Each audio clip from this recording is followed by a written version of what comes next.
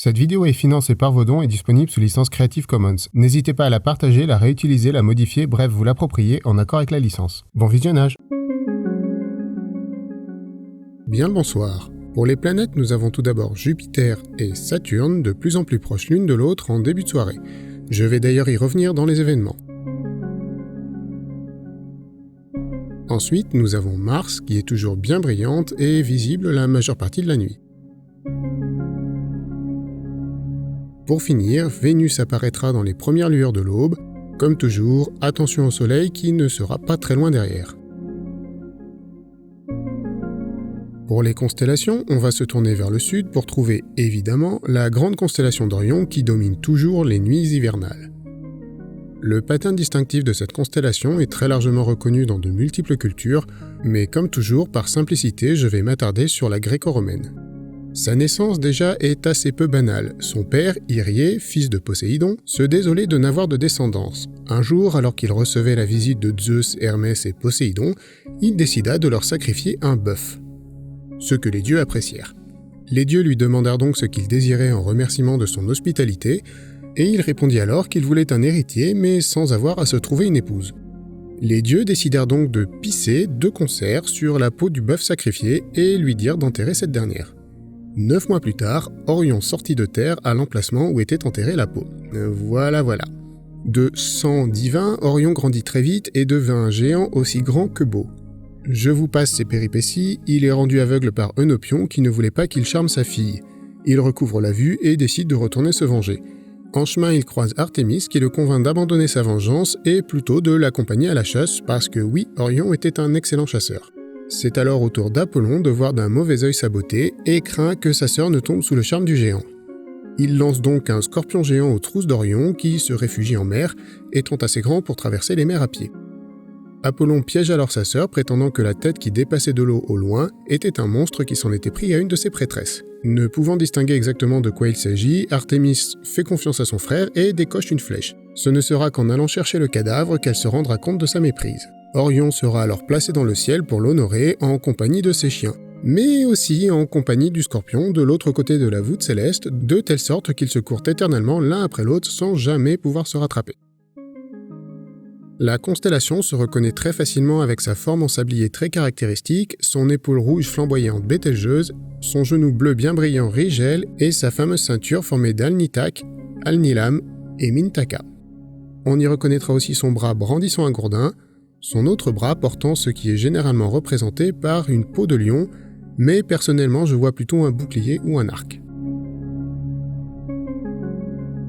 Dans cette constellation, nous allons bien évidemment trouver M42, la grande nébuleuse d'Orion décorant son glaive. Elle est visible à l'œil nu dans un ciel pas trop dégueu, donc quel que soit votre instrument, vous n'aurez aucun souci pour la voir. C'est aussi une cible bien connue des photographes car c'est une des plus simples pour avoir un résultat très sympa. Au niveau du flanc est d'Orion, nous allons aussi trouver la nébuleuse M78. Ce nuage de poussière interstellaire, situé à 1600 années-lumière de nous, s'étale sur presque 4 années-lumière. Très nettement moins brillante que M42, il faudra plutôt se tourner vers une lunette ou un télescope pour en profiter. Comme je l'ai dit plus tôt, le chasseur a été placé dans le ciel avec ses chiens. En prolongeant la ligne formée par Bellatrix et Bételgeuse, nous allons trouver l'étoile Procyon, qui forme avec Gomeisa la constellation du petit chien. En prolongeant la ceinture d'Orion, ce sera Sirius, l'étoile la plus brillante de notre ciel et le médaillon du grand chien que nous allons trouver. Cette étoile était très importante dans l'Antiquité. Son passage à proximité du Soleil était annonciateur de canicule, le mot dérivant d'ailleurs du latin canis signifiant chien. Et pour les Égyptiens, son lever héliaque, sa réapparition dans les premières lueurs de l'aube après être passé à proximité du Soleil, annonçait les crues du Nil. À 4 degrés environ sous Sirius, nous allons trouver l'amas ouvert M41. Visible à l'œil nu dans un ciel pas trop mauvais, ce regroupement d'étoiles n'en sera que plus sympa aux instruments. Par contre, il est légèrement plus grand que la pleine lune, un faible grossissement sera donc à privilégier. Sous la constellation d'Orion, nous allons trouver ce qui est généralement considéré comme l'objet de sa chasse, la constellation du Lièvre, dont on reconnaît les 2 grandes oreilles. Cette constellation abrite l'amas globulaire M79. Situé à environ 115 années-lumière de nous, cet amas est non visible à l'œil nu. Des jumelles devraient faire l'affaire, mais c'est plutôt avec une lunette ou un télescope que cette boule d'étoile révélera sa beauté. Pour finir avec les constellations, Orion est aussi un très bon indicateur pour retrouver Castor et Pollux, les Gémeaux, en prolongeant la ligne passant par Rigel et Bételgeuse. Mais nous avons aussi le Taureau qui peut se retrouver avec la ceinture qui pointe vers sa tête, l'amas des Hyades et Aldébaran. Pour la Lune, ce mois-ci, nous allons regarder au sud de l'astre, non loin du cratère de Tycho, pour trouver le cratère de Longomontanus. Ce cratère a été nommé d'après l'astronome et mathématicien danois Christian Sørensen Longomontanus. D'un diamètre de 145 km et faisant 4,5 km de profondeur, ce cratère est manifestement ancien et son pourtour apparaît très érodé et constellé de cratères plus récents. Il sortira de la nuit lunaire au jour 9 et repassera le terminateur au jour 24. Niveau événement, nous avons tout d'abord, et en toute modestie, les 5 ans de la chaîne. Le 14 décembre 2015, je mettais en ligne la toute première vidéo sur cette chaîne pour vous parler de la Lune. Bon, comme tout bon vidéaste qui se respecte, je ne peux plus voir cette vidéo tellement elle a mal vieilli. Et je ne peux décemment pas vous recommander d'aller la voir. Mais ça reste une belle illustration de mes progrès en matière de production de vidéos. Et pour fêter ces 5 ans, je serai en direct sur Twitch pendant environ 1 heure, juste après la diffusion de cet épisode, pour papoter et répondre à vos questions. Le lien est évidemment dans la description. Mais bon, revenons à l'astro. Tout d'abord, comme évoqué en début de vidéo, Saturne et Jupiter se rapprochent de plus en plus et seront au plus proche le 21 décembre. On parle de grandes conjonctions.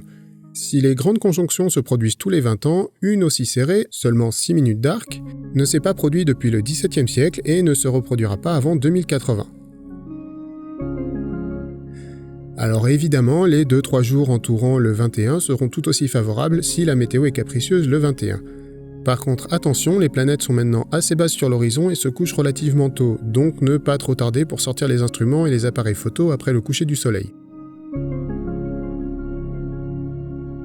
Niveau comète, nous avons toujours C2020 S3 Erasmus qui est maintenant à son pic de luminosité à magnitude 6. Juste à la limite de la visibilité à l'œil nu, tout instrument fera l'affaire pour l'observer. Elle se trouve actuellement dans la constellation du Cocher et va tourner autour de Capella pendant toute cette lunaison. Pour finir, nous avons pas moins de 3 essaims météoritiques cette lunaison. Tout d'abord, aujourd'hui nous sommes au pic de Géminide, le meilleur essaim de l'année. Ces étoiles filantes ont la particularité de ne pas être issues d'une comète, mais d'un astéroïde, Phaéton. Bon, on suspecte en fait que cet astéroïde est un ancien noyau de comète qui a épuisé toutes ses glaces et ne peut plus dégazer à proximité du Soleil. Mais ça reste une particularité de cet essaim, sans compter son taux horaire de 120. Ensuite, le 22, ce sera au tour des Ursides, nettement moins riches que les Géminides. Cet essaim peut tout de même atteindre des taux horaires sympas au moment du pic. Donc encore une fois, je ne peux que vous recommander de mettre le nez dehors. Et finalement, la nouvelle année démarra avec l'autre meilleur essaim de l'année, les Quadrantides, le 3 janvier. Malheureusement pour cette dernière, nous serons relativement proches de la pleine lune, dont la lumière masquera les météores les plus faibles. Mais avec encore une fois un taux de 120, je ne peux que vous conseiller de braver le froid quand même. Comme toujours, je ne saurais remercier assez les tipeurs et les utipeurs qui aident à faire tourner la boutique. Si vous aussi vous voulez soutenir et avoir les épisodes en avance, les liens sont en description. Évidemment, si l'épisode vous a plu, n'hésitez pas à le faire savoir avec le pouce qui va bien, un petit com qui fait toujours plaisir et à faire tourner aux copains. Sur ce, je vous souhaite une bonne nuit et je vous dis à la prochaine lune.